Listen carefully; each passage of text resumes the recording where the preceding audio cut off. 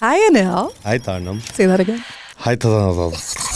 My whole family was like, had so much anxiety for me to go to India because like, Gora kitna ja sakta hai, Pehli bari chal raha hai Pehli India. bari chal rahe the. He can't speak Punjabi. How's he can communicate? It's funny, we would go like Chandigarh Rock Garden. Like there's like the two different rates. You get the one where it's like, hey, the tourist rate and the non-tourist rate, and you try to go like, chal, apne we can get through.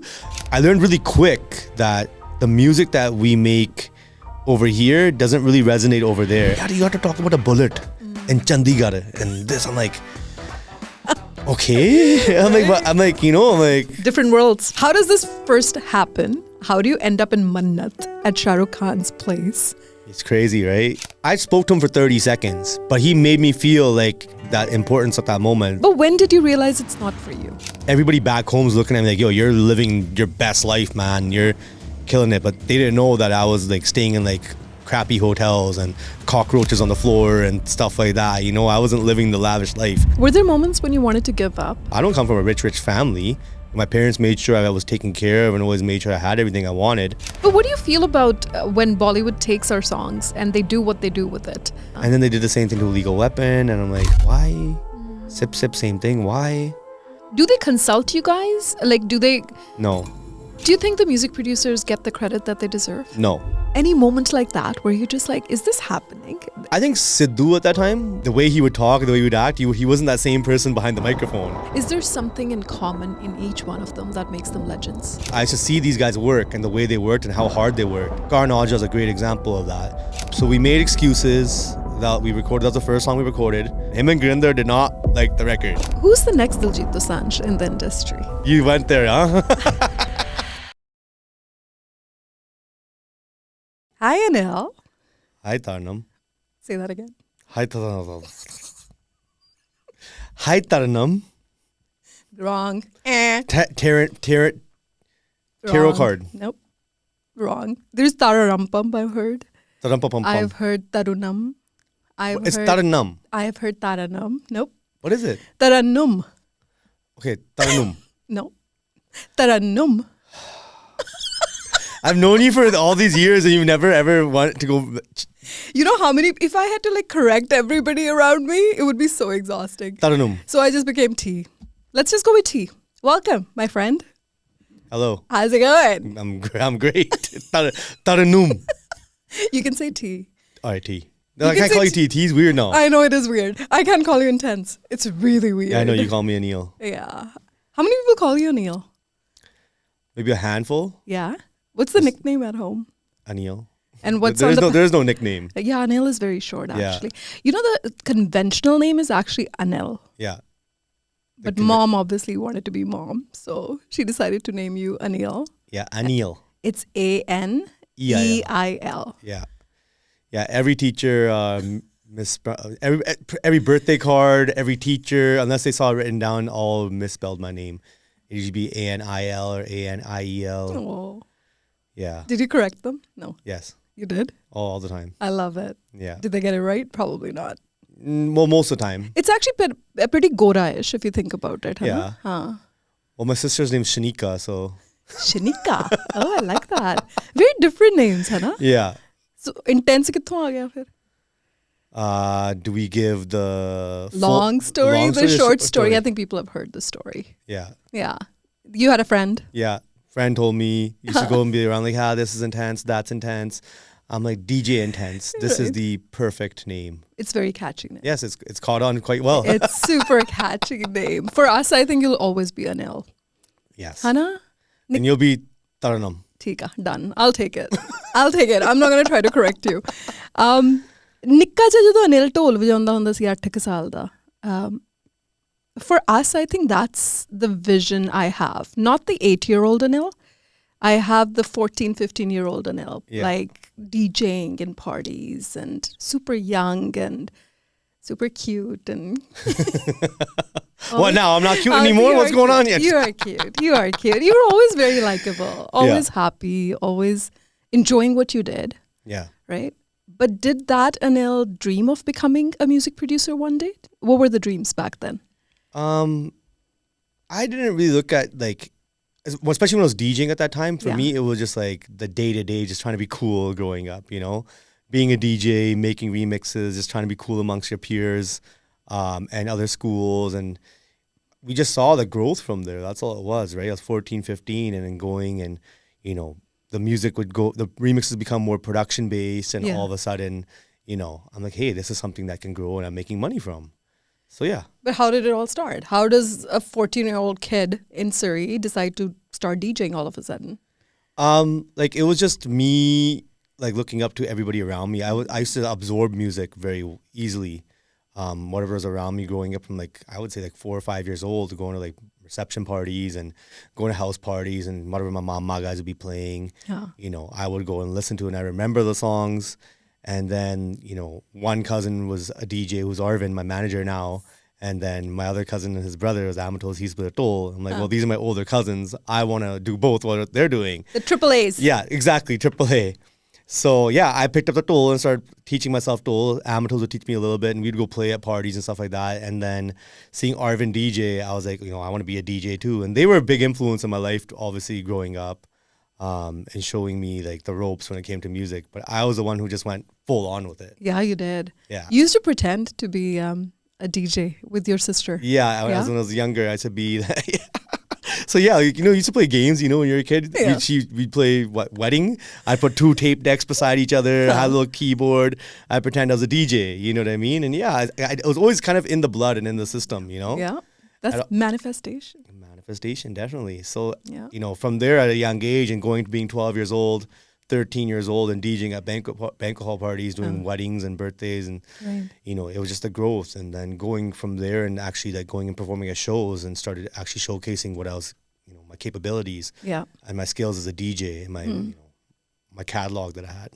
You know, it's usually the opposite upbringing people have. And I was thinking about that because with you, your parents being first generation, you were not exposed to much like Punjabi music at home. No. You were exposed to Punjabi somewhat, but not like, it wasn't a very typical Punjabi household. Not at all. Hana? Right. I think obviously growing up in Surrey is a big influence obviously in that scenario. But just around me, like I said, it was like Arvind guys and them, they would be, you know, listening to Punjabi music. What were mom and dad listening to? Well, mom would listen to like everything. She listened to a lot of like rock music, like a lot of 80s stuff and like Madonna. And then like a lot of Bollywood music. Your mom's the coolest. Can I just say it? Yeah, she's one of the most gorgeous women I've ever seen. And she knows that too. Where do you think I get the looks from? Dad. Hey man, Dad's a good looking guy too, okay? He's a good looking guy, of course. Yeah, no, I'm blessed to have the parents I have. They raised me, and not to be in music at all, right? They would never even thought that I would be going into music, especially Punjabi music. My Punjabi is horrible. Was horrible. It's gotten better over the years. You know, this audience is very brutal. I know. That's because they love you. Yeah. And you give some of the biggest hits in Punjabi music all the time. Yeah. So they expect you to speak a little bit of Punjabi. So comment aane shuru ho jane ke intense ji ਤੁਹਾਨੂੰ ਪੰਜਾਬੀ ਨਹੀਂ ਆਉਂਦੀ ਤੁਸੀਂ Punjabi music ਕਰਦੇ ਹੋ ਮੈਂ ਕਦੇ ਬੋਲਿਆ ਨਹੀਂ ਆਪਾਂ ਥੋੜੀ ਥੋੜੀ ਬੋਲਾਂਗੇ little bit ਹਾਂ no we'll put subtitles at the bottom Punjabi ਚ yeah oh acha see I was like I'll give you more work here really a 2-hour episode right I'm gonna sit there and write subtitles for you why not I know okay well, fine. You know, now with AI, you could probably get it done. You know what? Oh my gosh, we have to talk about AI and music. Yeah. All of that. But going back to the childhood, I want to know, what do the parents feel that their 13, 14-year-old is actually partying? Well, he's not partying, but he's DJing at parties all night long, missing school. Yeah, like obviously, like any other parent, they'd be like, you're up to no good. Which, you know, and to some extent I was up to no good. Right. You know, I was, you know, laying pange and just, you know, but I was having fun, you know. Yeah. And it's these experiences in life that helped me grow up a lot faster. You know, being out in that whole atmosphere of, yes, you know, it kind of sucks in some sense because I missed a bit of childhood, you'd say. But it was so much fun. Like, do you feel that you missed out? No, actually, I really don't. You know, now that I'm thinking about it, I'm like, I'm still a child. You had the most fun childhood. You were doing what you loved. Yeah. And you didn't even know that you love it so much it's going to become a career one day. It was natural. That was the beauty of it. Yeah. Everything that I'm, up to this day, I just don't even look at music as something as a job. It's just like I make music for myself and I enjoy it. That's about it. You know what a lot of kids, unfortunately, miss out on is having cheerleaders from early on. Mm-hmm. So when your foundation is that, when your parents are cheering you on, supporting you fully in a very unconventional career, that's a big deal. Well, they weren't supporting me the whole time initially, okay? In high school, yes, they were like, you don't go to school. We know you're up to no good. You're probably doing drugs. We don't know what you're up to, right? That was what their whole thought process. My dad would freak out on me. But as time progressed, grade 11, grade 12 came around, and a lot of the girls would go and see my mom to go get their makeup done for grad. Yeah. She would ask him, oh, do you know who my son is? And they go, his name's Anil. And they're like, no. He's a DJ. He goes by Intense. And I'm like, yeah. We've heard of him. We've heard his music. We've heard his remixes get sent to us. We can download them. Yeah. Then obviously my mom's looking at me like, okay, he must be doing something if all these people know who he is. Yeah. And then that's when they're kind of like, okay, well, this is what he's gonna do. Let's help nurture it. Yeah, the one thing about Punjabi parents, oh, kade muh te tareef nahi karte, right? So we've never really no parent. I know very few parents that would say कि साडा बच्चा ता कमाल है. But पिठ पिछे कर दिया. Every time I've met your parents, they're gushing about you. Yeah. Especially your dad. Yeah, he can't stop talking about you. Yeah, and Dad's #1 fan. Dad's the one who actually told me, the Bombay stories. Oh, yeah? They came from your father. We were at a party together. Uh-huh. And he just went on and on because you were not in town at that time. Yeah. This must have been like when you went to Bombay initially. Yeah. And he just told me all these stories and how amazing. The light in his eyes and the pride when he was talking about you was so incredible.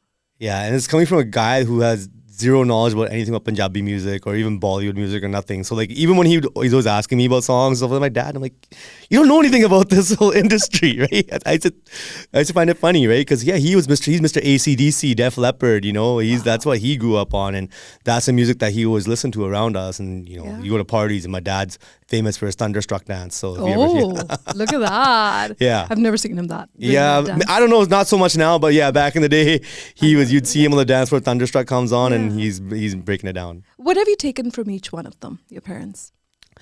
Mom was very much into the arts, indirectly as well. She did a bunch of acting and, she did some hosting work back in the day. I think that's obviously, Mom from back in the day as well. So, I think there's little elements of that, but I think it's just really the art side of things. It's instilled in our blood.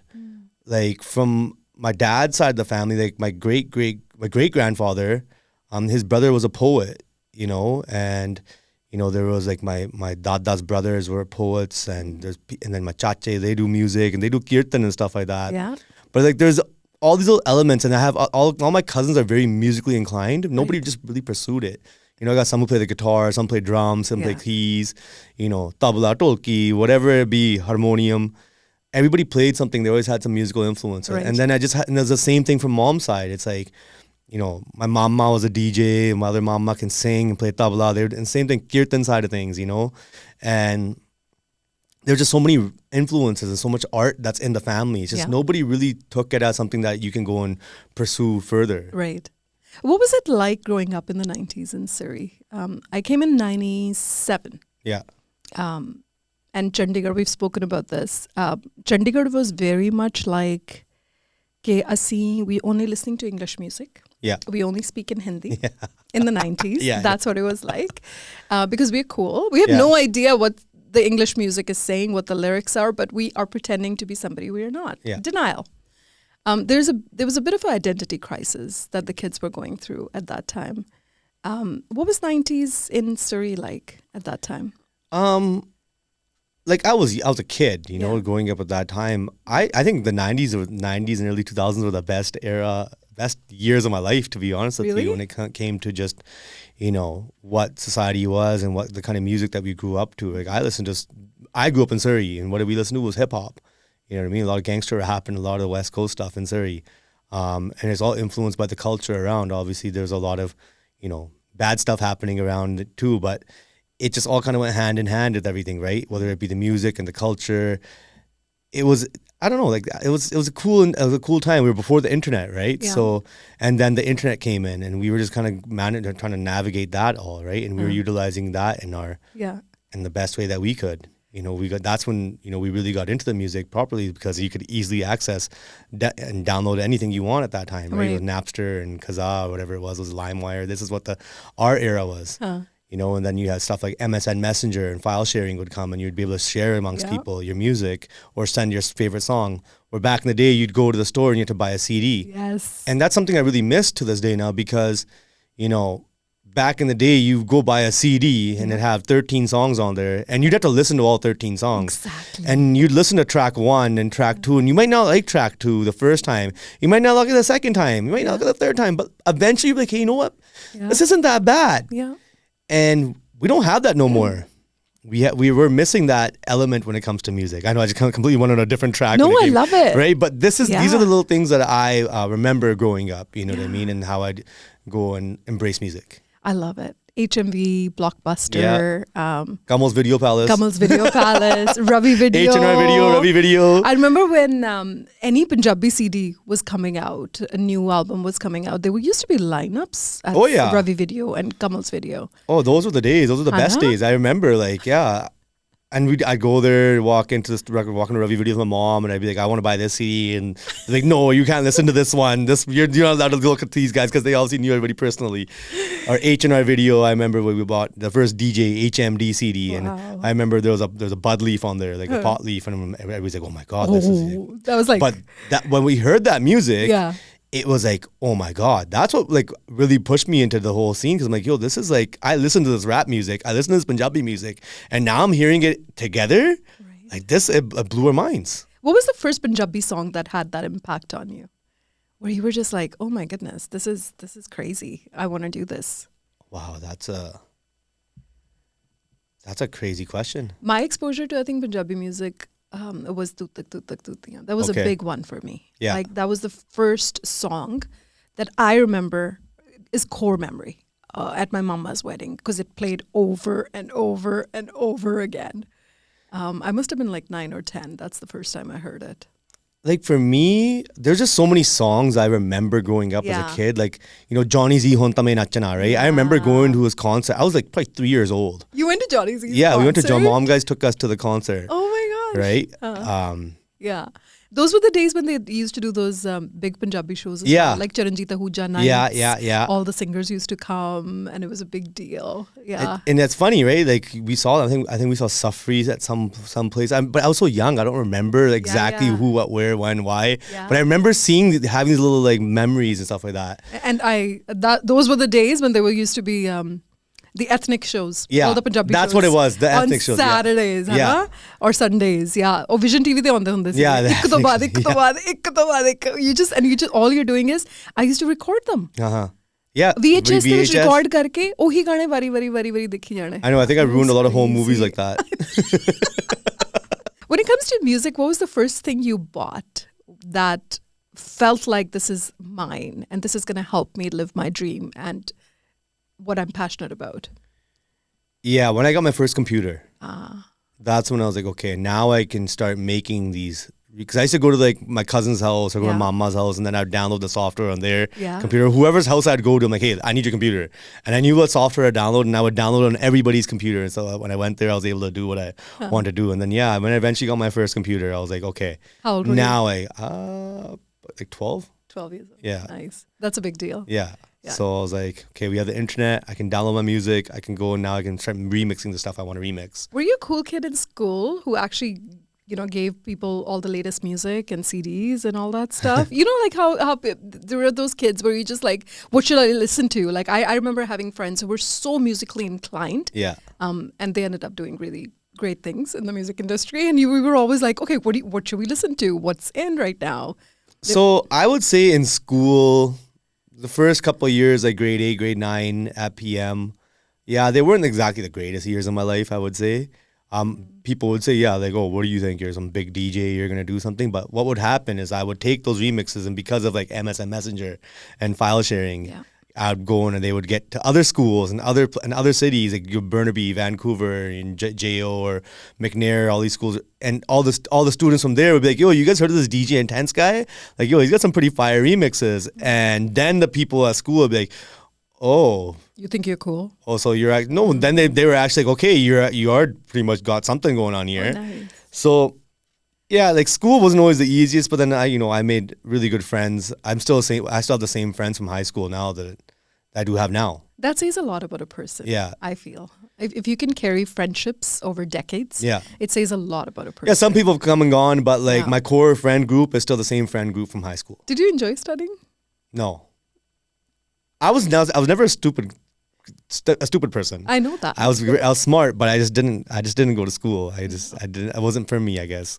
I was very much just like music. Yeah. And like I said, indirectly just like pushing myself all the time. When did you decide to quit studies? How far did you get? I didn't quit. I graduated, I went and like I did some post-secondary and I did music in post-secondary. Yeah. My parents sent me to a music school and I learned a lot there that I use none of. That's a school that doesn't exist in New It doesn't exist. Westminster. Yeah, it is. It was in New Westminster. It doesn't exist anymore. Yes. But it was a great experience. And it was just for them at the end of the day to say to people like, oh, Sada Munda school gaya, he went to some sort of Yeah. post-secondary, right? He's accredited. Of course. Make them happy. Why not? Yeah. UK music scene. Yeah. We were not exposed to in India growing up. Yeah. But that was a big deal here. Huge. Yeah. Like, I think the UK music scene was more of an influence here for us than it was anything from India. Like, what was in India for us coming here was just like the big acts, like Sarjeet Bindrakiyar, Kuldeep Manek, Sundar Shanda. There was only so many at that time too back then, right? Yeah. But the UK had such a huge like Bhangra band audience. You go from Apna Sangeet and Excellency, Yeah. Safri Boys, B21. These were like the influences that we Yeah. had growing up, and the DJ culture. Right. Because then you're going into guys like Bali Sagoo and Punjabi MC. Change the scene Yeah. completely.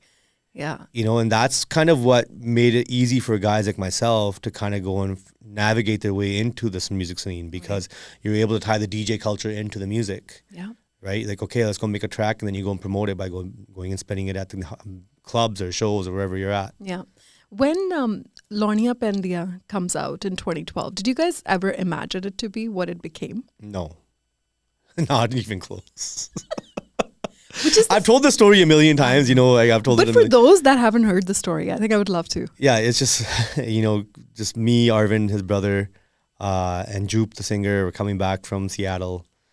We had watched a Seahawks game, and we're coming home back to Vancouver. And Jupe was driving. He's coming back. He's got family here as well. So we're sitting there. We're just brainstorming songs. And at that time, I'm like, Jupe's a buddy of mine, and I knew he could sing. And I'm like, yo, man, we need to figure out some songs. We don't got lyrics, right? So we're just like brainstorming and thinking of ideas. And he's just like, just looking at us. He's like making fun of us. And he's like, look at all you like Surrey Jacks and your black ass glasses. And Arvin's like, feeling pretty good. He's like, "Tanu pata ya fir kade kade ta pauniyan vi pendiyan." And just Jupe just goes, and I'm hungover in the back. I'm sitting there, shades on, I'm dukhi with life. And he just all of a sudden starts going, "Lornia Pendia." And it's like a light bulb went off in my head. I'm like, hey, this could be something. And Arvind said the main Jado Penda Lishakara Gore Rangada. And, the rest is history when it comes to that now. Isn't right? that unbelievable? Yeah, it's 13 years ago we released that song. Wow. I mean, that the story's from like 15 or 16 years ago. Right. Right? Because I didn't release that song until I made it by 2009, 2010. When did you know that it made it? When did you realize that, holy crap, this song is big? So I remember one of my friends was getting married, and I was a DJ at his reception, and I had like 3 or 4 records on my More Than Just a DJ album that I'm like, hey, these are Bhangra tracks and something that I could play on parties, and I was playing those songs, and people were loving it. I still, like, I went through like some old videos and I was seeing that, I'm like, wow, this is before this came out, and everybody just kept asking for Lornia Pendia over and over and over and over again, and I'm like, yo, we got a hit, like, Yeah. It was cool. It was really like, because it's like the first thing that I actually made from like nothing. We played the toll ourselves, like everything, the music. It came from scratch. That's such a beautiful motivation, though. 100%. It's almost like the universe is just walking you through your dream and saying, this is what you're meant to do. Essentially, that's what was happening. right? In some sense, I think so. Yeah, the universe was definitely telling us, and I think obviously, there's musical talent there. Yeah, absolutely. And you're tall.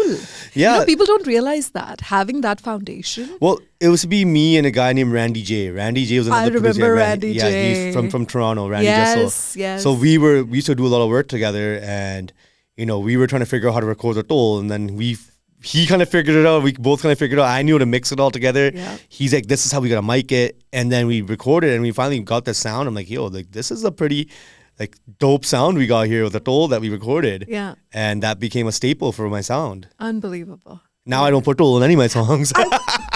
Thank you for saying that. I was going to say that too, because you don't. You once in a while. You sort of got away from the whole traditional sound. We'll talk about that after. Yeah. Well, yeah, this is amazing.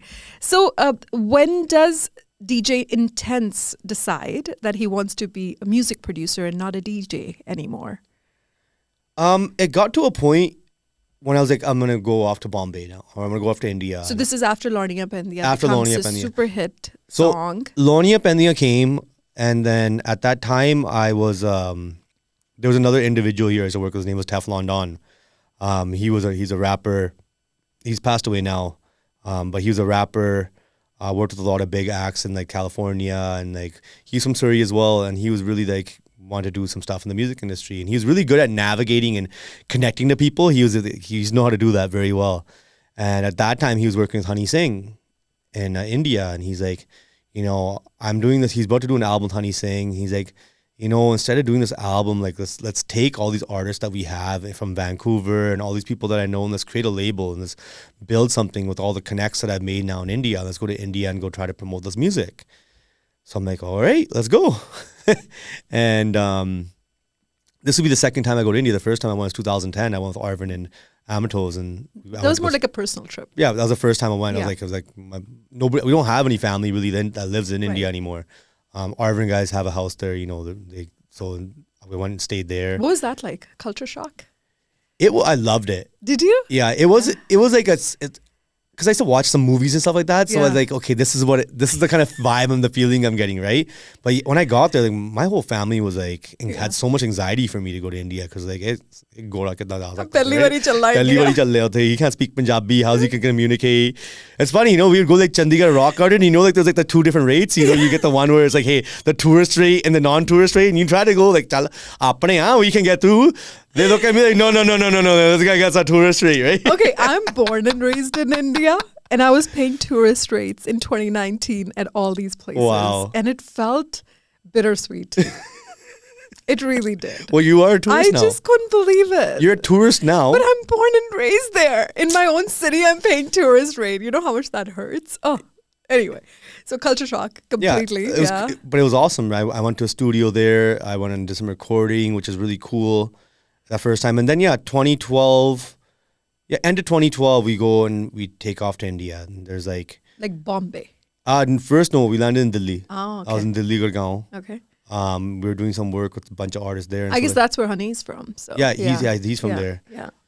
We didn't really meet with Honey. We'd met with J-Star, and at that time, Ikka was another artist that we, me and him started off together really when I first went to India. And that's where when I met him. There was Mika's nephews of Desi Hustlers. There's a bunch of people that I had met in India at that time, and just really navigating. And at that time, I was just hungry. I'm like, I just want to make music and get it out here. And our whole goal was to take all these songs that we made a bunch of stuff over there with all the new artists there, and then Lornia and these tracks, and compile it into a project and go and launch it there. And we shot all the music videos, and we did all the stuff. It was really cool. And I learned really quick that the music that we make over here doesn't really resonate over there. And it's the same thing when you talk about that UK Bhangra scene, why the UK Bhangra scene wasn't really that big in India, because it was different. It was not something that related to, you're talking about, you got Upland saying about Soho Road. Right. Nobody really knows what Soho Road is in India, right? Unless you've been to the UK or you have family and they tell you, right? Yeah. I think our exposure to UK Bhangra was one Malkeet. Yeah, definitely. And then after that, Bali Sagoo, when he sort of took Bollywood. Yeah. And then mixed it with Punjabi, and then all of a sudden people were hearing this new sound. Right, but they didn't hear Mera Longa Vacha and stuff like that, which is cool, or Jugni and stuff like that, It's hard to imagine in today's day and age, for today's generation, that there was a time when things were not global. It wasn't like if one song is a hit here, you're going to hear the same song in India, you're going to hear the same song in UK. That's not it's how... like even that time, like for us, it's like, you know, and at least like me growing up, like I see guys like Johnny Z, and even that time we had like local guys like Dal Hoti, like Dal DeVogue, and like I remember like listening to like his album as a kid, and that's what we grew up like. Okay, this is like the closest to like crossover there really is, you know. And then as time progressed, then you started seeing, because the UK was embracing so much Western culture, you know. You got B21 coming out and Ballyjagpaul, Jussie Sidhu and these guys. And then, you know, then the DJ culture, DJ Sanj, and, you know, it was really cool. But then you had guys like Apache Indian, right? You know, who had already crossed over. And you're seeing stuff like Arranged Marriage. Arranged Marriage was massive. You know? Massive.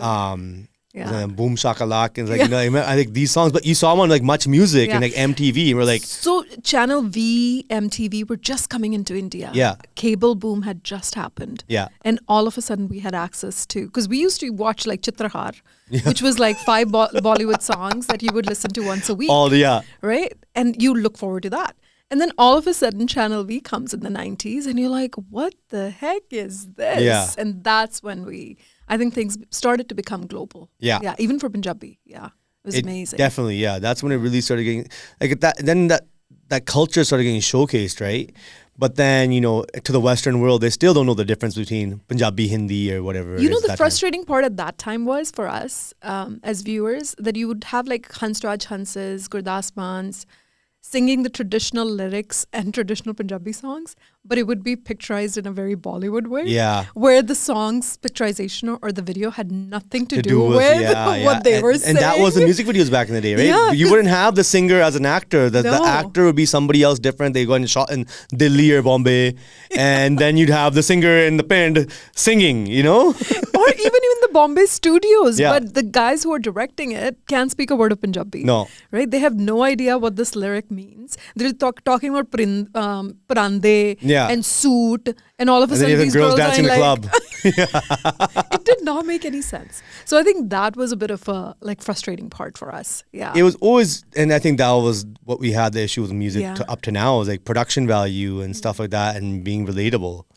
Right, when it's finally now that it's relatable, right, on all different scales. So, how did Bombay receive your music when you are in India? When people are listening to your music, what are they thinking? Well, when it came to the Punjabi stuff, like it was like like people really weren't like getting it, right? Like I remember we were sitting in a room with like the big like movie producer. His name was Sunil Bora. He did like Gangs of Wasepur. Oh wow! And like stuff like that. But we would see this was what happening. Some kid from Surrey, and then all of a sudden I'm walking in these rooms, and these guys are sitting in there. And I remember we played Lornia Pendia for him. He's like, yeah, this is a kick-ass song, but yeah, you got to talk about a bullet in Chandigarh and this. I'm like, okay. I'm like, you know, I'm like, different worlds. And that's what it was. And that's when it kind of gave me a kick in the butt. I'm like, okay, this is what it is. It's culture. Like, there's a completely different scenario here. They are listening to this kind of music because they relate to we relate to something else. Was that discouraging? Because a kid from Surrey who probably has dreamt of making it big one day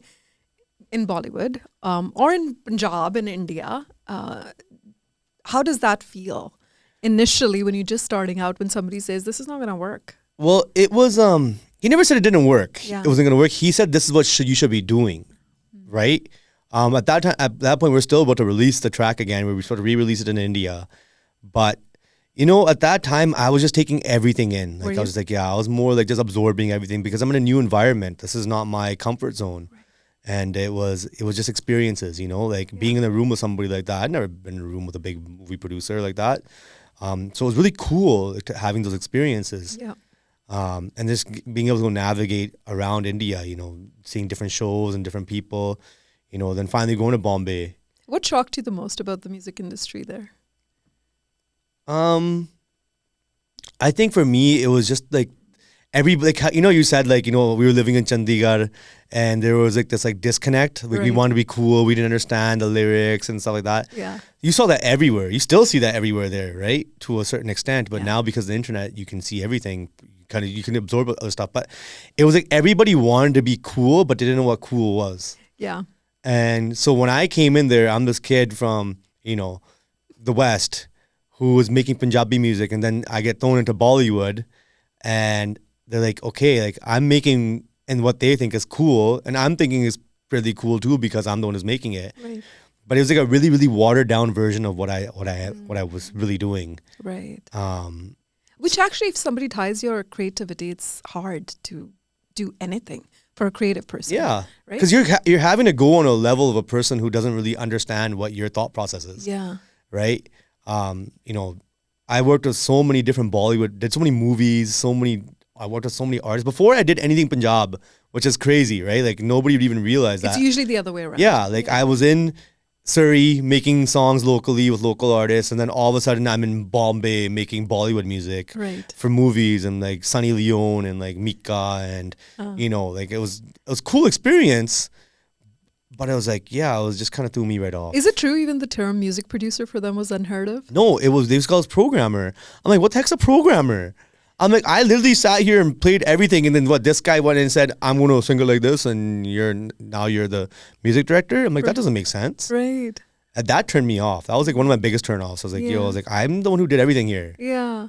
You got taken advantage of as well, mister. Yeah. Your credits were taken, people stole your songs, and all of that happened. You know what? The beauty of it is though that I still knew how to take care of my back end when it came to music and stuff like that. So I didn't really care too much. What do you mean by that? Elaborate.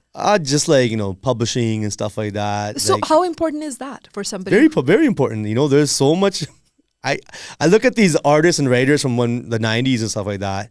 And, you know, guys that had multi-million dollar probably hits that don't really know that there's probably a bunch of money sitting out there that they didn't know existed. Oh, Anil, when you have put in your heart and soul into a song, and then it's part of a movie, but you are nowhere to be mentioned, your credits taken away, your hard work's taken away, that also hurts too. It right? did. Like at that time when I look at it, yeah, it was heartbreaking. But at the same time, I'm like, I'm so happy it wasn't on a lot of those records because they were so corny. That's a good way to look at it. Right? Yeah. So I was like, hey, you know, when I want to tell somebody I made this, I just tell them, you know? Yeah. But, you know, I take it as experience. Yeah. You know, I was young. I was like 24 years old. You were. And just trying to navigate this whole different space that I have no idea anything about. Yeah. And you partying with the stars. Yeah. You know, I feel like our exposure for the kids born and raised here, especially to Bollywood, is movies. Yeah. And sort of larger than life movies, like Shah Rukh Khan movies, the NRI movies. I got to go to his house. I got to party with him, you know? Like I was just going to say, and then you're in his house. Yeah. You're with Shah Rukh Khan. Okay, we got to have a full segment for Shah Rukh Khan here, please, for all the Shah Rukh Khan fans out there. How does this first happen? How do you end up in Mannat at Shah Rukh Khan's place? It's crazy, right? And you know, when you that think about it. pinch me moment. Yeah, that was one of those. I've told the story before. I think a lot of people have heard it, but I'll tell it again because, you know. It's Shah Rukh Khan. Yeah, this is one of those moments in life, like, okay, like, all right, man, I've actually done something with my life. I'm with, so, you know, praise Mika Singh. He's one of my good friends, and he was one of the first people that took me in. He gave me a studio, gave me a lot of opportunity on the music side of things, and he really saw my vision. He understood somewhat what cool was to a certain extent for where he's from. And we had done a bunch of music. We went to the Mirchi Music Awards. Movie or music? I think it's Music Awards. And they had done this whole big dedication to Shah Rukh Khan. It was like an anniversary thing, and all the playback singers sung all his favorite songs, and he's in the crowd. But anyways, we leave the show, and Mika's like, hey, like, jump in the car. We're going to go somewhere. He didn't tell me where we're going. And I'm like, okay. And I'm by myself. I'm with him and his manager and a couple other people. And I'm like, where are we going? Where are we going? You know, like, I haven't really like partied or really did much in Bombay that time. And so we're driving, and then we pull up to this house. And I didn't even know what Mannat was at that time. I didn't know that was the house, you know? And we pull up, and there's all this paparazzi there. And I'm sitting in the middle. It's like he's a Range Rover. Mika's driving. I'm sitting in the middle. And this paparazzi comes and surrounds the vehicle. And, like, he rolls down his window, and they all start taking pictures. And they start talking about, like, during that week, Shah Rukh Khan had gifted Mika a bullet. Yeah. A bullet bike. Oh, yeah. And there's this big whole story. Yes, I remember that. You have to, you want me to take this bike? You have to take my Hummer that I have with a big Honda on the back and drive it around Bombay for 1 week. and then I'll accept your bullet. So that was the big story there on the tabloids. And let me just say, Mika knows how to stay in news. he knows how to stay in the limelight. Yeah. He definitely knows how to navigate the relevancy train. Yes. When he wants to. So I'm at this point like, oh shit, we're at Shah Rukh Khan's house. And I go and I'm trying to stick my head out the window. I'm like, yeah, get me in the pictures. It was cool. And so we go in, we walk in there. There's like a lobby. You go up an elevator. We go up the elevator. And we walk out, and he's standing there, and he comes up, and he greets Mika, and Mika introduces me, and he's like, where are you from? And I'm like, I'm from Vancouver. He's like, oh, I love Vancouver. He talks a little Pradesh, because he shot Pradesh here. He's like, it's one of my favorite places to visit. Yeah. And that was a small talk we had, and he's like, hey, bars here, food's here, washrooms there. That's like... So one thing I've heard about Shah Rukh Khan over and over again is he's one person when you're talking to him, and I had a chance to interview him when he came for Toifa, which was an incredible experience because you hear about this person and then you're sitting across from him. And one thing I'd always heard was he makes you feel like you're the only person in the room. Yeah. You're the most important person at this moment. You know, it's funny you say that. Like I spoke to him for 30 seconds, but he made me feel like that importance at that moment. For those 30 seconds to a minute, whatever it was at that time, I'm a nobody at this point. I'm just some kid from Surrey who somehow navigated his way into this guy's house and had a partied there, Did you call mom and tell her? Yeah, yes. That was the first person I called. I got back to the hotel.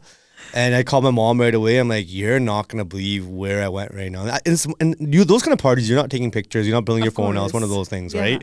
So, I couldn't even be like, hey, can I take a picture with you? Right. So, I tell people that story and they're like, no, man, you didn't go there, right? Especially at that time, you're full of shit. Yeah. So, excuse my language. I'm probably going to say, that's okay. It's digital. Yeah, digital. Yeah, so beep, beep. That's amazing. But when did you realize it's not for you? That world is not for you, and this is where you're going to be. This is home, and this is where things are going to happen. When did that decision come? There at that party, I think there was a record that we had, and we played it there, and I wasn't the biggest fan of that record, but everybody loved that record there at the party, and I was like, yeah, this is maybe not my cup of tea. Maybe Bollywood is not something I really want to go into, right? But I still stayed there for a little bit. I was working at Ikka, and I'm like, look, this is a paycheck at the end of the day. That's what I was looking at it at that point. Yeah. But it wasn't fulfilling, I was very kind of unfulfilled and I'm not getting what I want. Of course, everybody back home is looking at me like, yo, you're living your best life, man. You're killing it. But they didn't know that I was staying in crappy hotels and cockroaches on the floor and stuff like that. I wasn't living the lavish life. Right. There was times that we moved into nicer places, but there was times where I didn't know if I was going to be able to eat the next day. I love that. I love that you brought that up because Yeah. I think people don't see the hustle behind the journey. Yeah. It doesn't happen overnight. You don't get to be a star overnight. No. There is a hustle. Definitely. There is the hard work. Yeah. And I feel like we need to talk more about that. So Talk let's about talk it. about it. Talk about it. Usually what ends up happening, Anil, is music producers, artists, it looks like it's so glamorous. And it's the fancy cars and the watches and the jewelry and the clothes and the brands. But what does it? I want to know. When you're starting out, where's the money coming from? Because you're literally putting your own money into it. For you, perhaps. Yeah, it was just my own money. Literally, whatever money I made from DJing, I released more than just a DJ, and at that time I released it myself. A record company wouldn't pick me up or give me any opportunity, so I had to figure out how to navigate myself through these waters, and I understood how to upload my music onto the correct platform so that I can generate revenue. And yeah, I wasn't making tons of money, but luckily, songs like Lornia, Pendia, and Nachne Nukare, and All Nachna that were doing well in Canada and America were kind of keeping me a little afloat so that I could go and eat in India. Right. Yeah. And that's really what it was. So you're working in India, but are you making money at this point? The thing was, I was getting opportunities. Of course, I look at it now, I'm like, I sold my songs for really way too cheap back then. Right. But I'm coming from somebody who was making nothing, who didn't even think that I could make money like this in India. And, yeah, then all of a sudden, I'm making, a few $1,000s a song at a time where I'm like, hey, I've never seen this kind of money. Right. I don't come from a rich family. My parents made sure I was taken care of and always made sure I had everything I wanted. But I didn't come from, a rich family. And so we always had to figure it out on our own. Were there moments when you wanted to give up and it's just, you feel like financially this is just not making sense? Any point in your career, ever? There was always days, but it was never like, because I just loved it so much at that time. It was like, this is all I know. This is what got me through my life, got me through those days of when I was feeling rough or, I was upset with myself or, I had a bad day at school. And, I look back at those days now, grade 8, grade 9, grade 10. Yeah, I didn't have the best high school life, but it was the music that kept me mentally going through it. You know what I mean? Just, I kind of always chased validation and I found it, but it was just, I was continuously doing that. What brings validation? When appreciation. Who in your life brings the most amount of appreciation to you that makes you feel like, oh my gosh, I made it? Anybody. I think anybody that at that time in my life that enjoyed what I was doing, it filled my heart. Like that was what filled my soul. I love the fact that you say openly that I'm not in this for fame. No. I did not want to be famous. That's not why I'm doing it. So I think it's really important for people to... I was like, I would rather be famous amongst the famous. HMD said that to me one day back in the day. He's like, I'm not here to be famous. I'm here to be famous amongst the famous. And he said that to me, and I'm like, you know what, man? I'm like, because I want to go to the mall. I want to go hang out with my friends. I want to go do things. Over the time, I saw all these celebrities, how they lived. They couldn't go outside. They couldn't do anything. They got mobbed. I'm like, I don't want to live like that. So what are you here for? What is it that you're looking for? What is it that you're searching? What is it that you're seeking? Have you arrived yet in your mind? I think for what it was at that point, it was just I kind of call myself like a teacher, and I've always felt like I was just educating throughout all these years because I'd go to India, and I'm trying to explain to all these people who don't understand what Western culture is, what is Western culture. And I explained that through the music and through the sounds. And I'm like, hey, this is what's in and this is what's cool and this is what's going to make your stuff sound way better. And trying to convince these people was more difficult, but it made me a little more stubborn, which was kind of funny, right? So, I left India 2015, 2016, came back home. That time, I'd met Guru Randawa in India through Ikka. And I was like, okay, now let's... he was kind of fresh into the scene. He was like kind of going from the Punjab side and trying to go and do new stuff. And so I was always looking for artists like that were willing to go outside the box and let me experiment and let me do my sounds that I want to so that I can showcase really what I'm about. And I remember we did the Kata record. Right. And that was the first song, me with Guru and Ikka. And I remember everybody in India at that time was like, yo, we never heard nothing like this. And I'm like, okay, cool. Like, all right, now this like these things that I've been manifesting in my head and like what I want to do, people are starting to get. And then okay, that was a sad song, so let's make an upbeat song. So then Suit came around. How did Suit come around? How does a tune like that just is so unique and so memorable? Yeah. And the moment you hear it, it sticks, which is a really hard thing to do. You've been able to do it over and over again. It's incredible. It was that experience of India, definitely living in India, understanding what they like over there. And you got to realize that when I'm in Bombay, like these guys don't speak Punjabi there. Yeah. But they do like Punjabi music, but they weren't really embracing it in the full capacity. Like I would go to the record companies and be like, hey, I got all this Punjabi music. Why don't we put this in a film? And they'd be like, no, you got to put a little Hindi in it. Right. And that was their whole thing. Yeah. they're like, this guy is making fun of us. But you know what, though? If you think about it, but that's what it was. And no Bollywood movie is complete without a Punjabi song anymore. This is like before Kala Chashma came out, right? So Kala Chashma was the first, like, it was a remake, but that was the first song that went back into like hardcore Punjabi now being in Bollywood. Yeah. But I'm saying this 2 years before that to the same labels, like, hey, like, I have all these fantastic Punjabi songs that you could put into a movie. And like, don't you remember like Lucky Kabutar and Sona Sona from Major Saab and like Dil Legi Boliyan? These songs are all like the pillars of those movies. Right. That's what gave them like that stardom. But what do you feel about when Bollywood takes our songs and they do what they do with it? How do you feel about that? Like something like Soch, for example, right? Like I think it was Akshay Kumar's movie. I don't remember the name of the movie. And they completely changed it. Hardy Sandhu's song. Okay. And they completely changed it. And it was just so unnecessary. And then they did that to so many songs. Long Lachi. I was just like, don't do that. Ilachi or whatever. Ilachi. But they did that to a Legal Weapon. They did to Sip Sip. They did to Suit. Oh yeah, that's right. Legal Weapon. Oh my goodness. Yeah. How do you feel about that? Do they consult you guys? Like, do they? No. So they just. Because at that time, like, okay, so I did Suit. That song came around. It did well. And then it's with T-Series. So it's with the record companies. They make the decisions of what they want to do with them. Right. At that time, yeah, I'm like, oh, this is cool. It's coming in a movie. But then I heard the movie version. I'm like, they changed the sounds and they changed things. And I'm like, and then they changed the lyrics. I'm like, so why? Right. Yeah. And then they did the same thing to Legal Weapon. And I'm like, why? Sip Sip, same thing. Why? I'm like, when the actual original song is the one that really did well, and that's what carried it, why would you want to change something that sounds good? Right. Do you think the music producers get the credit that they deserve? No. Not at all. I come from a culture where it was about the music producer. So, growing up 2001, 2002, 3, 4, 5, 6, 7, 8, it was like UK Bhangra. You got Dr. Zeus, DJ Sanj, RDB, Bali Segu, all the DJs, whoever was up at that time.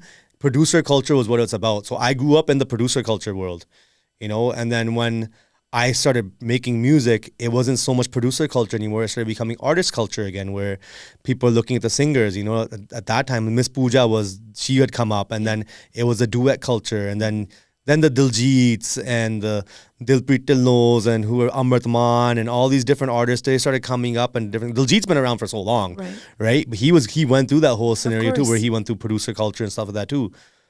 But like that's what it was. Then the singers started becoming the forefront of it, and the producers were kind of pushed to the back. Right, but it's such a teamwork, isn't it? It is.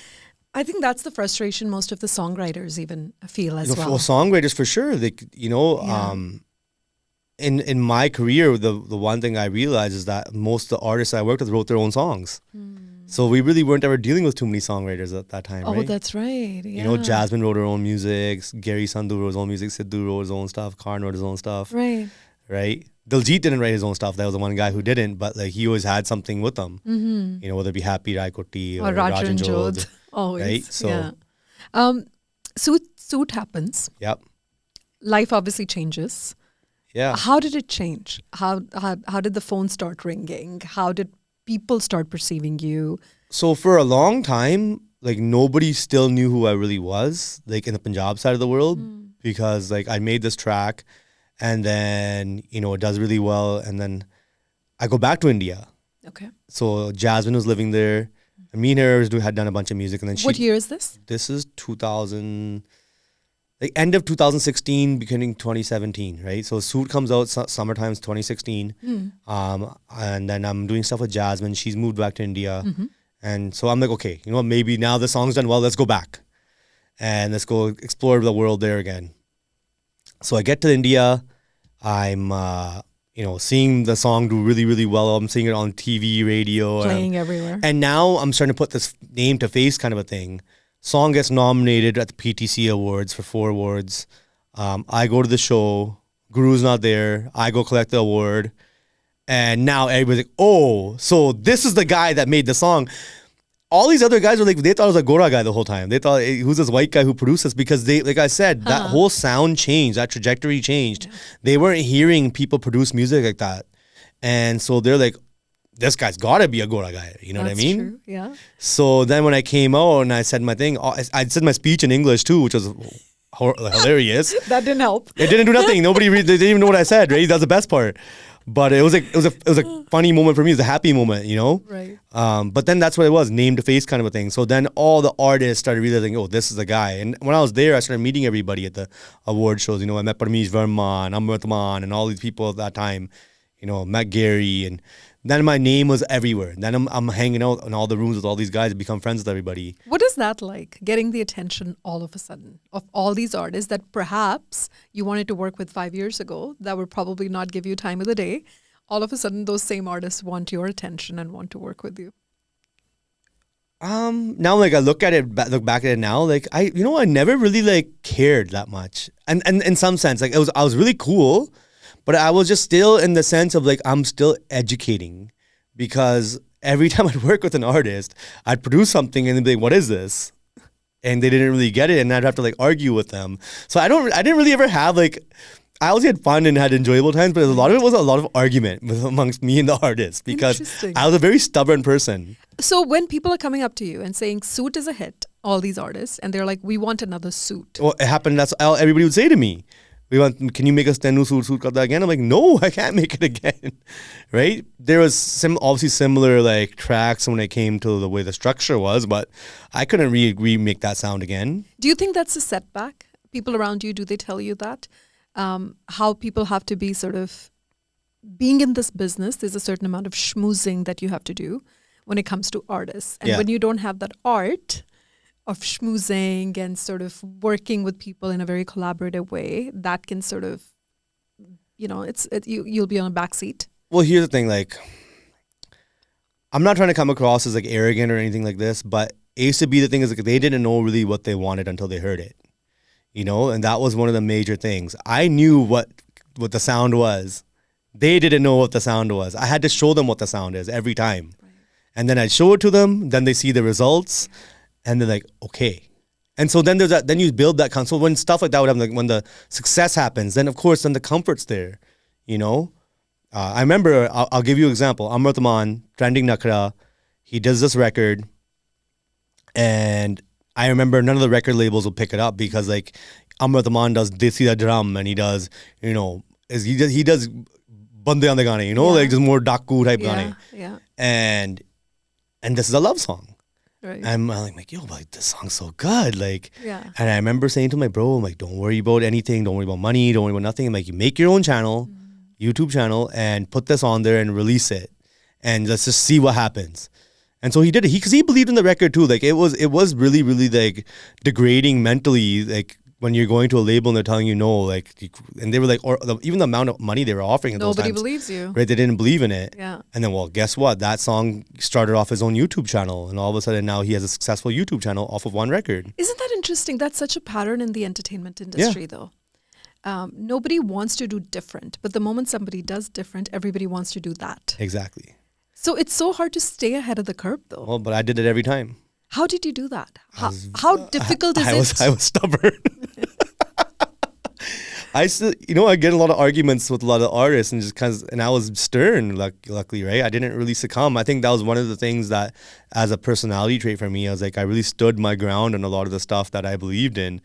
I was never a yes man. I didn't just go hanji, hanji, hanji, hanji, because there's a lot of hanji, hanji around all the artists. Did you pay a price for it? Sometimes. I have a lot of records that never came to light because I was stubborn, but I don't look at it as a loss. I look at it as like, hey, it was your loss. Let's talk about some of the collaborations, because they've been some incredible collaborations. Yeah, definitely. It's insane. There is a list I'm sure you have in your mind that you want to work with these artists, and then they're sitting in your studio one day. Yeah. Any moment like that where you're just like, is this happening? Is this, no matter how confident you are in your craft, but you also know that this vocalist sitting in my studio is a big deal. And me collaborating with this person is a massive deal. Has that happened? I think Sidhu at that time was really one of those things. And he was new at this time, which was funny. But I think it was just the scenario of how the things come about. Like, Sidhu Moose I knew was shooting a music video here in Vancouver. And I had just gone, I'm like, okay, it'd be cool to work with this guy. I'd love to do some music with him. And then I didn't have his number, but I went on his like Instagram page and there was a phone number on there and I'd message it, no reply. And then like 2 days later, he messaged me himself. And I'm like, oh, did you get my message? He's like, no, what message? So I'm like, all right. I'm like, that's kind of just like this weird, it was like, manifestation of like, hey, I wanted to do something with this guy, and it didn't really happen from the other message. It just, he wanted to work with me as well. So like those kind of moments were the cool ones. Tell me more about Sidhu. What was he like?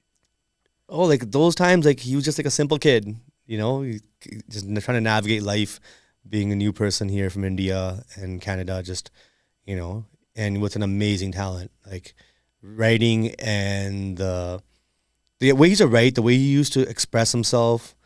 And when he would go in front of a microphone, it was unbelievable because, you know, the way he would talk, the way he would act, he wasn't that same person behind the microphone at those times, you know.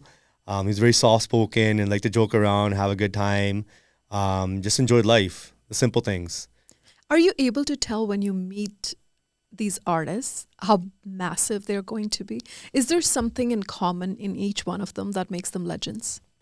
I think, like, you know, I never really looked at anybody ever in those scenarios. It was always just about the music mentally. Like, hey, this is good or this is not bad. And it was work ethic. I think indirectly I used to see these guys work and the way they worked and how hard they worked, that, you know, I look at them now. Like, Karan Aujla is a great example of that. You know, 2015, I messaged this guy on Instagram. He had done Arranged by Jesse Gill. And I'm like, oh, somebody told me that this guy lives in Burnaby. I'm like, what? Okay. I'm trying to find lyrics. And I'm like trying to find songs with Guru and different artists. And I messaged him on Instagram. I'm like, hey, man, I'd love to do some work with you. This is who I'm working with. Let's connect. And then, you know, he messaged me right away on Instagram and he sent me a song. And I heard his voice. I'm like, yo, you have a pretty good voice too, man. Like, you should maybe sing yourself a little bit, right? Yeah. And so we would just connect and we write songs, like try to design songs for other artists. And then throughout that, even then, you know, he was going back and forth from here to Toronto, working with Deep. And just watching him, man, like I remember him. Did you see a spark in him? Yeah, because he didn't have $1 in his pocket, but he still got from point A to point B every day. You know what I mean? He would figure it out just like that. He's like, I need to go here, I need to do this. He used to be able to navigate himself. And I look at him then and to where he is now, and it makes me very proud to like see somebody who actually, and that's epitome of hard work. He put in the groundwork. He put in the time. He put in the effort. He capitalized on those opportunities that were in front of him at the right time, right place kind of scenario. And there's a reason why he is where he is now. Right. Jasmine Sandler, one of my most favorite vocalists.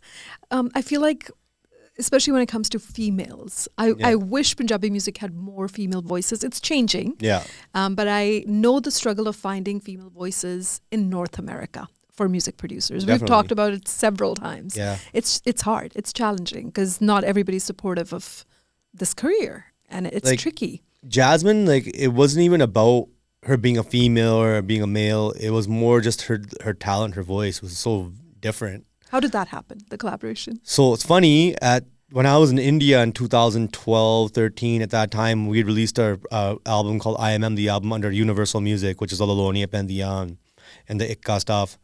And Jasmine was working with Universal at that time as well. And so the A&R there had said like, hey, and sent an email like, you two would be really good together. And I really didn't pay attention, you know, but then I started seeing her name around and she did a Yaad Na Mile with Honey Singh. And I heard like 1-2 of her songs. I'm like, yo, she's really, really good. There was one track called Tere Vangu that I heard. And I'm like, and I saw the video and I'm like, such raw emotion and very strong vocals, and like you never really heard anything like this from a girl. Mm-hmm. And I just same thing. I DM'd her. I'm like, yo, I'd love to do music with you. And like 12 minutes later, she sends me a number, and we talked on the phone for an hour and a half, and just about life. And at that same time, like she just moved back from India, and so did I. And so like she was going through the same sort of struggles in life there as I was, and we related on. And that was like a relatable moment at that. I'm like, hey, you know, I dealt with all this, you dealt with all this, like, let's get together, let's make some music. And so just coincidentally, I was going to California for a friend's wedding, and she met up with me there with her family. We had a good time, and then she's like, you know what? She's like, I'd love for you to stay back for like a few more days. I stayed back. I stayed with her family, and we made music. And like that was the beginning of our relationship, and we became really good friends. When you are observing them from afar, not working them with, you know, constantly on consistent basis, is there anything you would like to change in their journey, or anything you would like to tell them, or you wish they would be doing something differently, or the way Karan is navigating, the way AP is navigating his journey, the way Jasmine is navigating her journey? You think they're on the right path? I think everybody has their own right path. You know what I mean? I think at the end of the day, if you're able to create a career or something that you just love, and you're able to navigate and just go to where you want, of course, I think you're doing the right thing. Everybody has their own idea of what's right and what's wrong. You know what I mean? There's certain things that I do that a lot of people think that I'm doing wrong or doing right. There's a lot of things that, you know, any of these artists. AP, you know, like I first met AP in 2020. And, you know, they had done Fraud and they'd done a few like Deadly and these other songs. And that's when I'd met these guys. How did you meet them? How did that happen? Same thing. You know, it's funny. Everything's been a DM. DM. Yeah. Right? I saw Farad with Gurinder Gill. And I saw it in one of my friends' Snapchats. And I'm like, what song is this? I'm like, and he tells me. And then I go and I start seeing the music video. And I see Scott Road in the music video. I'm like, they're local. They're from here. I see the BC license plates. I'm like, okay, you know, that's how we're doing our research, right? And I go and I message them and I'm like, hey, I'd love to connect with you guys. Like, let's do some music. And a couple months later, they came to the mainland. They came by the studio. It was AP, Grinder, and G Minor. And, you know, G Minor coming in, like, he's another producer. Like, he's working with them. But he was like willing to sit there and just learn and absorb and see what everything is. And that was the beauty of these guys, that they were willing to sit there and learn and observe and absorb everything in the right way. Right. You know? And AP has an incredible sense of production. Oh yeah, he knows what he wants. Yeah. Which he's is very particular about it. Yes, very too. particular. Yeah. So we made Excuses that we recorded. That was the first song we recorded. What is it, 500 million or something ridiculous like that? But here's the funny thing about that song. It was the first song we recorded, and it was like on a different beat. I was on a different beat. Oh. So we did that one. We did Toxic. We had recorded a couple other songs, but Toxic and Excuses were the ones that came out. But yeah, Excuses was on a different beat, and then I, you know, had a crazy moment one day, and I started making this beat. And I'm like, yo, what would sound good on this beat? And I put the vocals on there, and I'm like that was like one of those like eureka moments. I was just like, either this sounds really, really, really, really, really good, or I don't know, or this is gonna be like received really badly. Right. But then I kept working on it, and then I sent it to him, and he absolutely hated it. Oh, he hated it. He's like, what is this, man? What did you do to the song? But excuse me. It's pretty funny. And, you know, but everybody around him kept telling, no, this is the record. Like, you know, all the management, all the people, the friends, like, no, this is the one. Him and Grinder did not like the record. Interesting. And because they liked the original version, right? Like, and it, like I said, is one of those moments, like, you really don't know what you want until you hear it, right? And you see the response. And yeah, so I was stubborn with them too. They were kind of like, but you know, they trusted the process, which I respect, and I appreciate AP for that, and Gurinder for really trusting that process and really like believing in my vision that I had for that. And you know, now the rest is history, right? And now you both are on FaceTime, and he's sharing his unreleased music with you. That's quite incredible. What is that relationship like now? Yeah, like, you know, we don't hang out as much as we normally do. Like, we've only really recorded in the studio like 2 or 3 times, which is pretty funny, right? And look at those 2 or 3 times we made really massive records. But like, our dynamic's awesome. You know, he's a down to earth, really cool guy, and we just resonate with each other. We're cool. We just like to enjoy, have a good time. Is it possible to be unified? Everything's possible, right? So everybody's got to put their egos aside and just kind of sit in the same room and just shoot the shit and realize that you're the same person. That's the fantasy. Yeah. It seems very unachievable. No, never. I don't. Just one thing I realized in life: I don't believe in dreams. I believe in and further realities. Everything is possible. Everything is possible. Literally. Look at me. I'm sitting here talking about all these stories with all these people, and I'm just a kid that was living in Surrey here. Just like, I really hope so. I hope to see unity. It's happening. You know, the next generation, you're seeing all these artists get together. You're seeing, you know, Channi doing his album and got like Harkirat Sangha on the record with him and Moga. You know, you're seeing these moments happen. And you're going to see more and more of that. Even Karan and AP on stage together. Yeah, like, you know, like that was a lot of people were, and you know what the problem is? It's not the artist, it's the industry and what you're seeing commercially from people and what people are saying to you. I thought you were going to say management, but okay, industry. More management too. So when it comes to having teams and having management and what they can do for an artist, how important is that? You need somebody. I think nowadays, I did everything myself. You know, I used to be easily accessible, and I think it kind of mentally drained me. And then I started Double Up Entertainment with Arvind and a couple other partners. But Arvind being your cousin, right? But Arvind has always been on my case to do something. He's always been like, bro, like, what can we do? Let's do some music. Like, you know, let's start something. And COVID happened. I did excuses and I did all the stuff. And I'm like, kind of like, where do I go from here now? Like, what do I do with my life? I'm good at artist development. You know, I know how to go, and I was indirectly helping all these artists achieve things that, you know, that weren't really achievable before, you know. And I was doing it indirectly. Like, I was just making their music and just giving them fresh sounds and fresh vibes, and, you know, telling them how they should look in their music videos and stuff like that. Yeah. I'm like, well, why not I just do this as a full-time thing and start a label? And so that's where we opened up Double Up. But at that point, I'm like, I can't just be if I'm doing all this, I'm like, I need a team now. Right.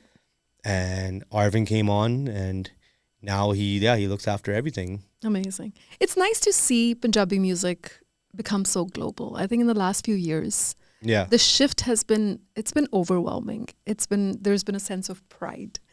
We don't shy away and turn down our Punjabi music in cars anymore. We are blasting it with pride. You go to White Rock and it's playing. You go to Scott Road, it's playing. Everyone's dancing to it. We've come a long way from, what was that? The Punjabi MC song that used to play everywhere? Munde to Bach Ke. Munde to Bach Ke. Yeah, Beware the Boys, yeah. Hana? That was the only song we used to hear all the time. That was our claim to fame. Yeah. In 2004. Diljit Dosanjh has a lot to do with it. We have to talk about him and your collaboration. So how did you meet him for the first time? How did that happen? So Diljit, I met 2013 in Bombay. It was me and Ikka and RS. We went to watch Punjab 1984 in the theaters. Yeah. And this is one of those moments, you know, we're talking about those like crazy, like how that Sidhu message thing happened.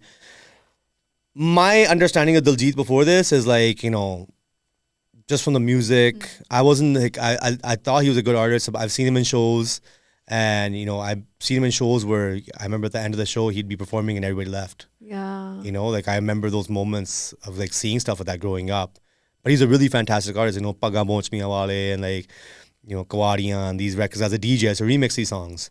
So I'm seeing this guy, and then I go and I'm like, okay, and Ikka's like, let's go watch Punjab 1984.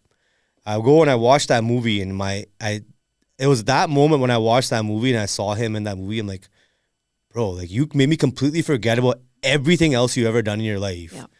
And like your acting is impeccable. Like you're so good at what you do. And we watch the movie, we walk outside the theater, and all of a sudden he randomly calls Ikka. And that's bizarre. Like, and he's like, oh, I'm in Bombay. You know, let's get together. Like, let's do something. Let's do some music. Ikka wrote a lot of music for him. And we both look at each other and like, well, this is just weird. Like, how did that happen, right? It's like, did he see us in the theater, walk in here or something, right? So we go to his hotel. I start playing some beats. He's like, your beats are really awesome. Do we have like a studio here? And I'm like, yeah. At that time I was working on Mika's. And Mika would be like, bring whoever you want, whatever time you want to work here, you just call the caretaker, whoever's there, and just come by anytime if I'm not using it. So I used to do so much music there. And I took Diljit, and we did like 4 or 5 songs together. We did This Thing Is So Stylish, which was the first song we released together. It didn't do that great, but that was like one of those things in my life I look at like, wow, like I did a song with Diljit at that time, and he was like a big star. So I look at him in those scenarios. I'm like, you know, I was a newbie, and he was like, he took an opportunity with me to go make something different and really listen. And we just kept a relationship from there. Over the years, we did a bunch of music that never came out. Oh, wow. Do you think it'll ever come out? Probably not. I don't know. Maybe. Yeah. You know, I think Diljit has enough unreleased music to release albums for the rest of his life. I've heard that. Yeah. Like I've done like a couple albums worth of music before we even did Moonchild. And some people have taken offense to that as well, that their music is just sitting with him and hasn't been released. Yeah. Yeah, I've heard those stories. Yeah. But see, I was stubborn.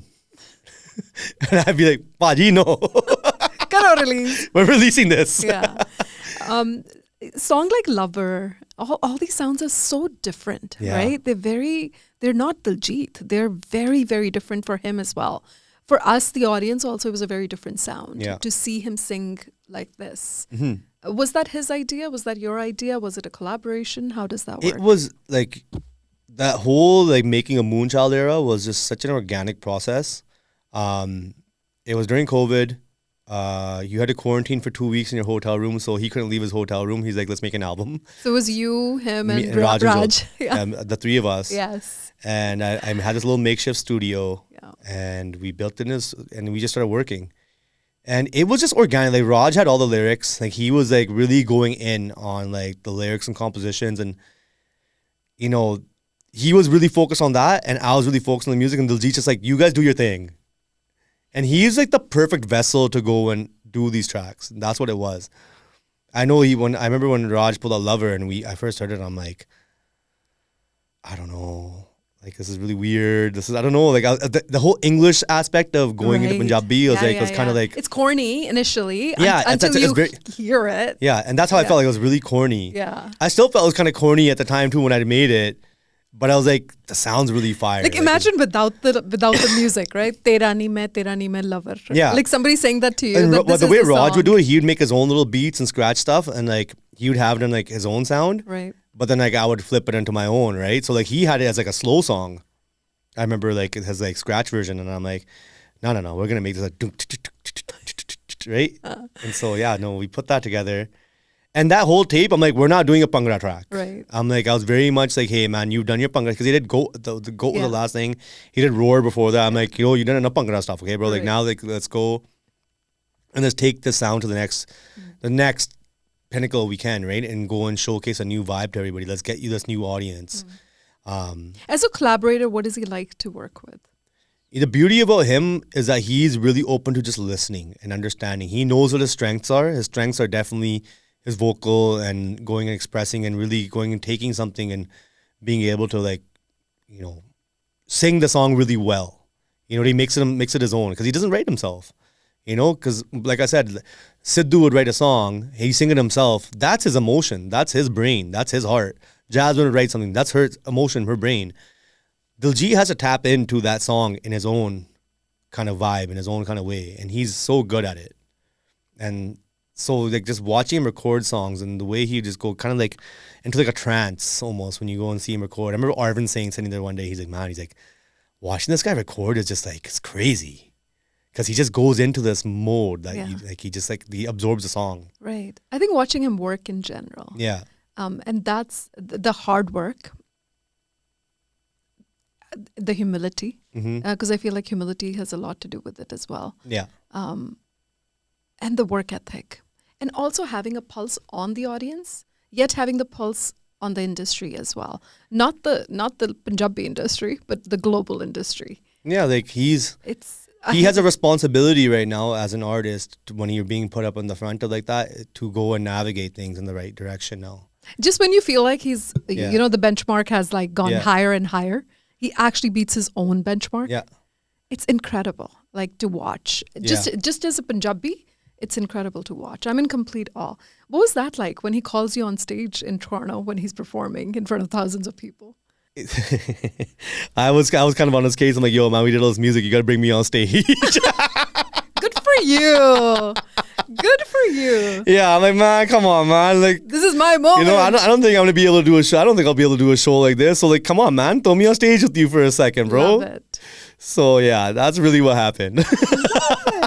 That's amazing. So, what is that point of view when you're on stage with Diljit? Looking at a stadium full of people, watching a Punjabi show. Yeah, it was cool.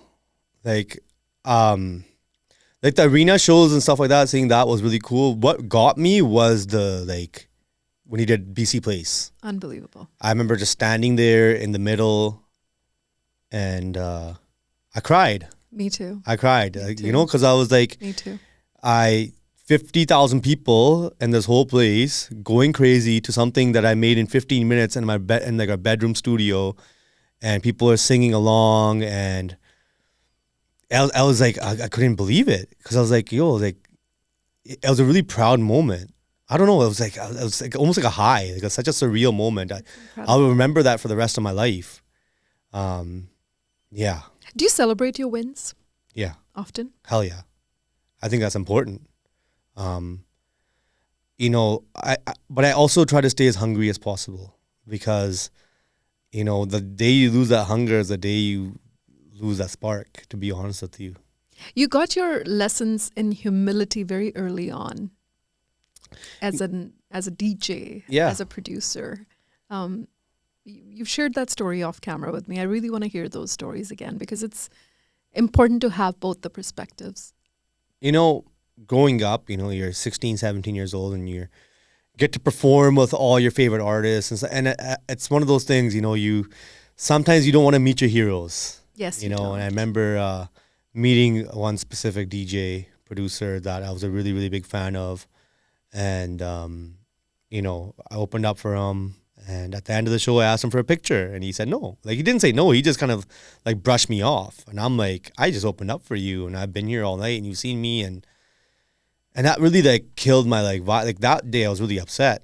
And I was like, I deleted all that guy's music off my catalog. Of course. You hurt. So hurt. And then, I met another person who I looked up to. And, that person being Punjabi MC, I met him. And I go and I see him and I shake his hand. And he just gives me this big hug. And he's like, man, nice to meet you. Like, how you doing? Like, he's just, like, showing so much love and, like, having a good time. And we had a really good time. And I'm like, I just thought to myself, like, this guy just did, like, Beware the Boys with Jay-Z. And, he's got some of the biggest records. And he's so humble. And we became friends after that. And we're still friends. Like, I don't see him all the time, but we talk all the time on the phone. And, like, we stayed friends. And I look back at a guy like that, his whole career. And, it's moments like that, that changed my mentality and changed my direction. It's hard. It's hard when you gain so much success at such a young age, especially. And everyone's telling you you're amazing. I remember he went to me, he's like, I see you, I see myself in you.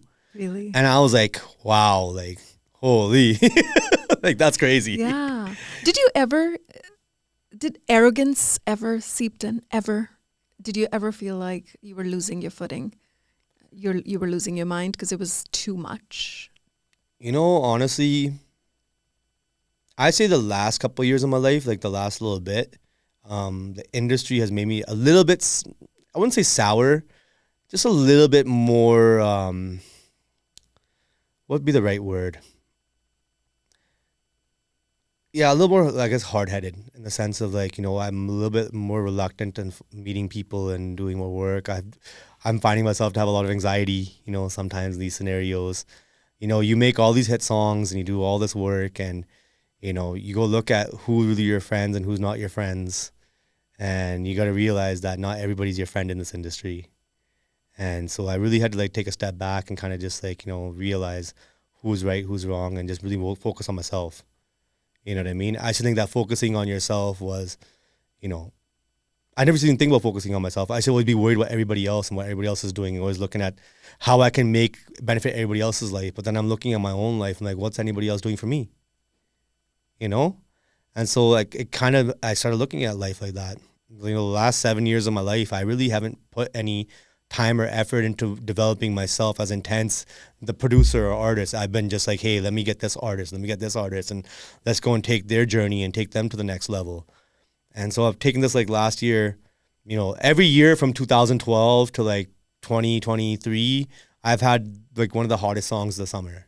And 2024 is the first year I didn't have really anything in the summer or anything that I would say was, like, the most impactful record that you heard at a reception party or something like that. And I'm like, you know what? It's time for me to go start focusing on myself and, really develop the intense name. It's time to get out of the whole just be famous amongst the famous people scenario and start actually going and putting yourself out there. How hard is it to block out the noise when you're trying to focus on yourself? Especially it's very difficult. How did you do that? I just told everybody, leave me alone. Like, I'm done. I'm at a point in my life now where I'm getting older. There's things that I really want to do in this industry that, and goals that I want to achieve. Like I said, I've been an educator this whole time. I've been educating India about what the Western world is now. Now India is in the global forefront. Now we have to educate everybody here, whether it be in America, or UK, or Canada, and non-Punjabi speaking people, what we are and who we are, and really show what our culture is, but do it in a way that they can understand. Because, there's a lot of stuff that comes out that really isn't doing anything for us. And it kind of kills that whole, that stigma and that whole, not stigma, but the whole, like, aura of what we are. What is industry doing wrong right now? What needs to be fixed? If you had the power to fix one thing about the music industry. Let me control everything. What would you change if you had the control? I'm already doing it.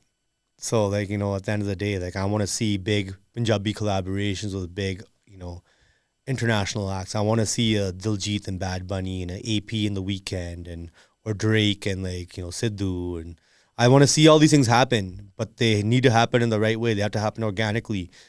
Both sides of the world need to love what you're doing. You know what I mean? I want us to be not looked at as a meme or just see videos of street food vendors and this is what people think of India. You know what I mean? We're just dirty people. We are, you know, we're Punjabi. We're proud. We're very strong. We're warriors. We got to showcase what we are. And every sort of aspect, doesn't matter what we do in our lives, whether it be music, whether it be in any sort of occupation, you know, where we go and dominate. So true. So I hear there are some unreleased songs with Sidhu that haven't come out yet. Do we ever see those songs come out? What's the plan for those? Yeah, I think so. Yeah. For sure. I got a few songs that are unreleased. The uncle and auntie know about them. So, you know, as time progresses, like I said, there's certain things that I want to see happen in the music industry. And like, he has only so much music that's out there, and I want to see that taken to a level that's never been taken before. The stuff that I really wanted him to do when he was alive, we didn't get to do that now. So the least I can do is go take his legacy and take it to wherever I possibly can. Yeah. And that's to the moon. Has becoming a father changed things for you? Because I'm seeing a very different Anil today. It makes you a lot hungrier. You know, it's like, you know, now you're looking at the next generation here and you want to see them grow, and you have to be a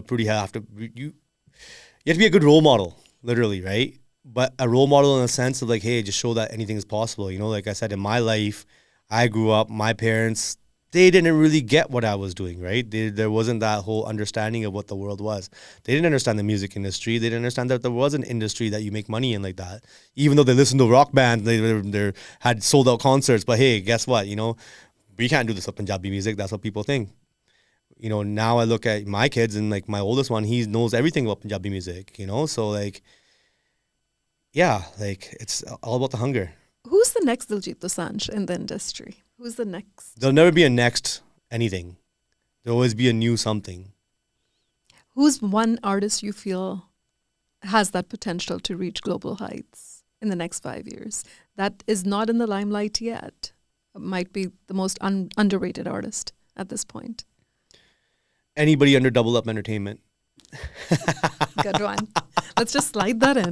No, it is what it is. There's a reason why I brought these artists onto and I signed them. What is it that you're looking for in these artists when you're bringing them on board? Talent is definitely the first thing. Mm-hmm. You know, they got to have talent. It starts with the music, right? But now we live in a world where music isn't everything. Mm-hmm. And, you know, songs become bigger than the person. So, you know, there's very many records that you'll hear nowadays where you know the record, but you don't know who sung it or produced it. And then that artist will go drop something else and you'll never know about it because nobody cares about the artist. They just care about that one song. So I'm just looking at artists now to go and really find themselves and go and put themselves out there in a way that they can showcase their ability, showcase their personality, and people really just become likable people. Do you think there is a little bit of lack of patience as well? Definitely. Hard work. Oh, yeah. Because there is that immediate sort of validation we're all looking for. Everybody wants to be famous. We live in an age of social media. We don't come from a social media age. Mm-hmm. You know what I mean? Now you have this new generation, and that's what it's all about, right? I come from the time where I would just release a song. I didn't have a single penny to put into marketing, but if people like it, they liked it. And Gorilla, it just got to where it got to.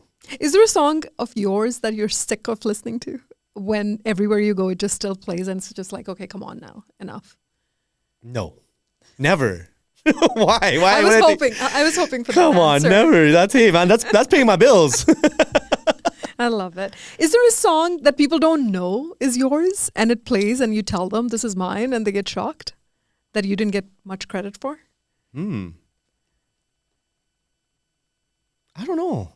Maybe. I think, you know, it's funny. Like, there is like a lot of records that are like that. Like, I like Sidhu's Bapu. You know, the song Bapu by Sidhu Moose, right? Like, when I tell people I did that record, they're like, really? Right? Because it's not something typically I was making. I'm obviously making, you know, more pop tracks.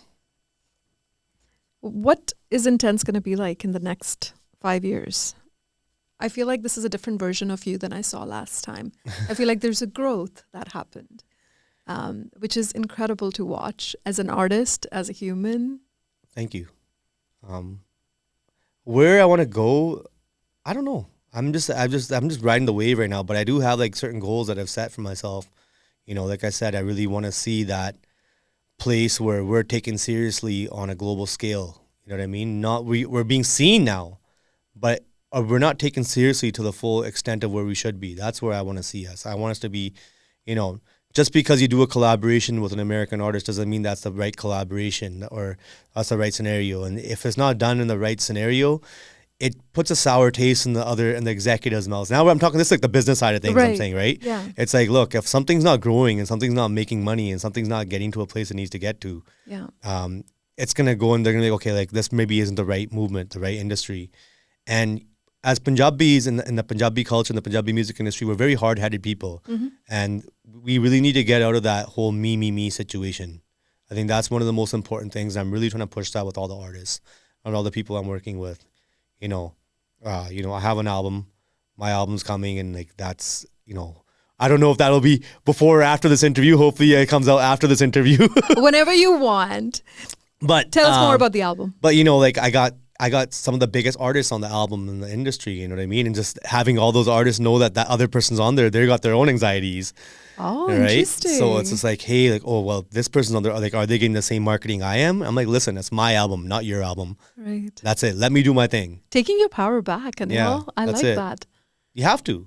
It's very powerful. You forget that we're the ones that are the backbones of the music. You know what I mean? Without a beat, how do you move? Absolutely. Right? Absolutely.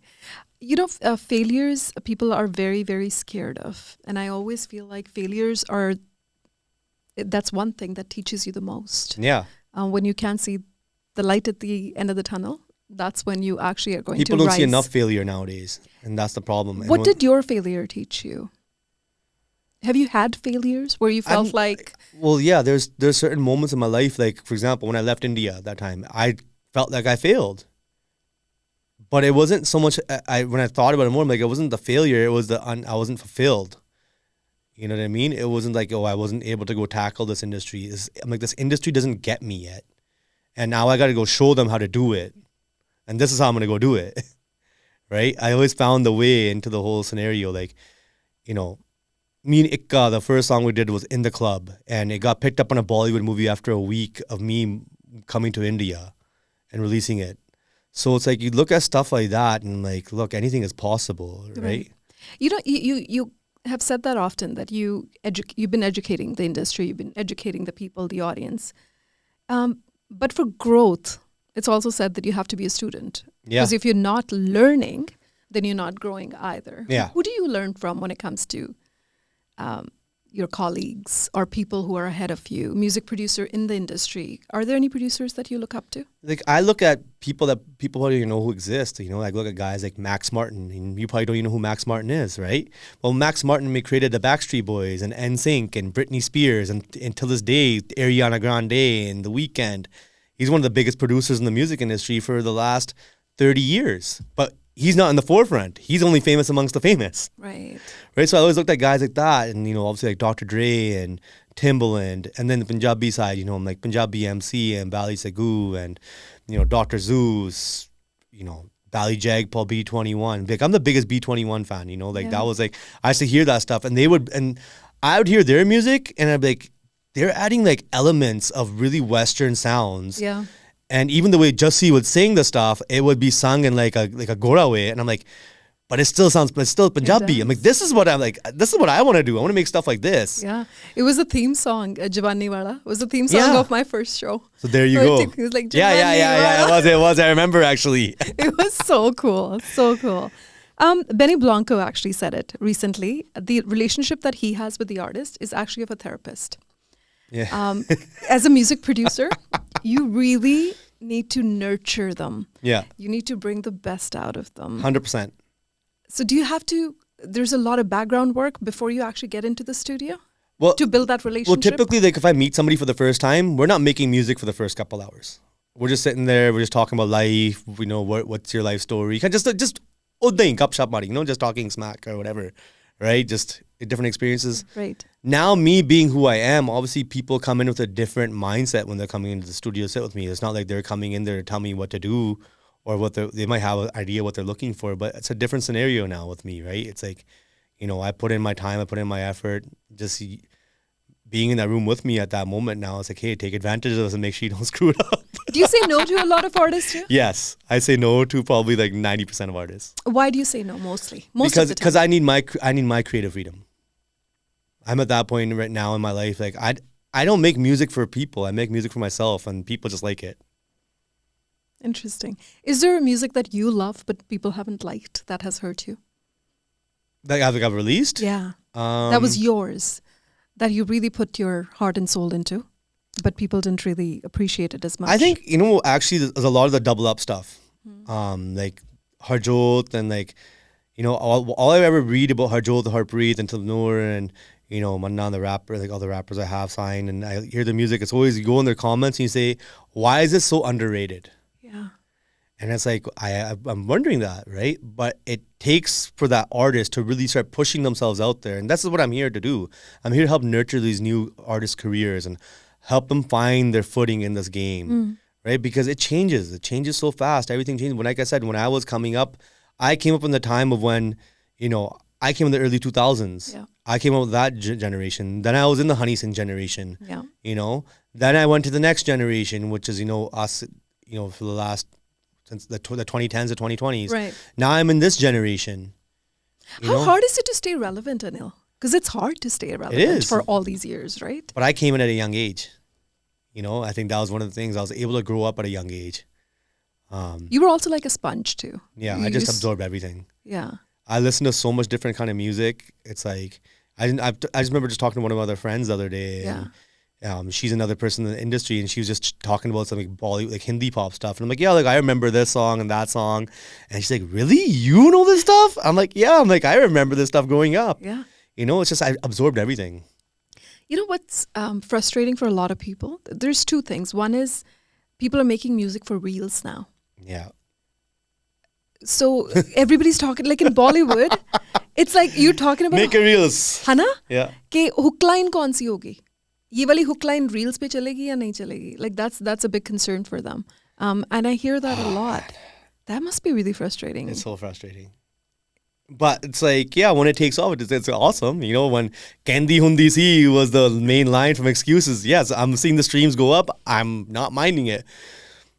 I make music how I want to make it. If it becomes one of those scenarios, then great. Yeah.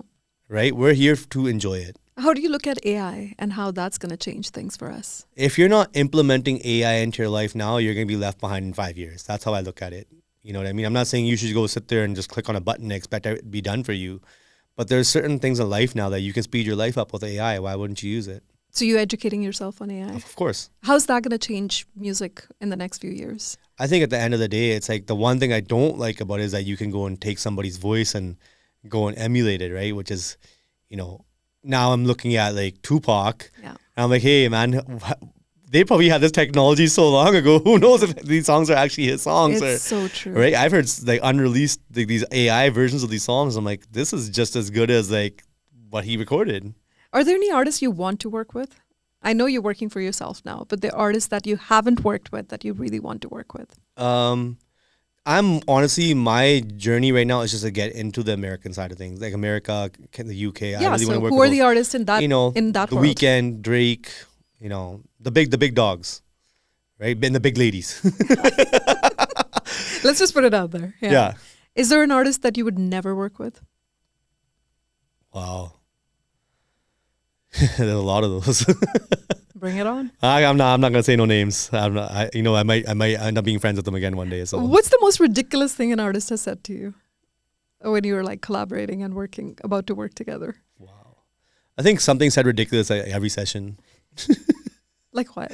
I don't know. You're just like looking at their face and going, really? Like really?